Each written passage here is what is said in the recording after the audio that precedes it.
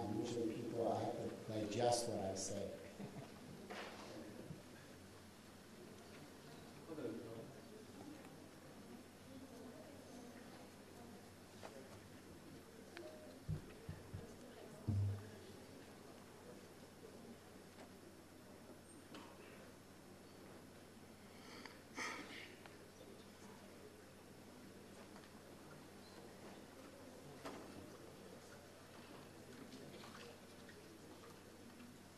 Maybe there's a switch on the bottom.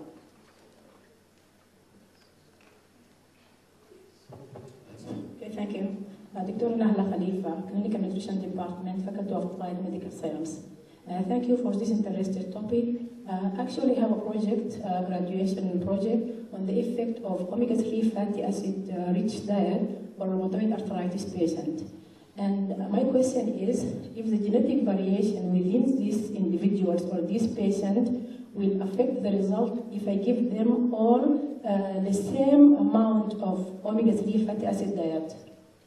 I don't have a final answer, but I will predict that it's going to be slightly different because every individual will metabolize the fatty acid differently. And this concept that I have of the metabolic groups, there's actually some evidence related to heart and diet.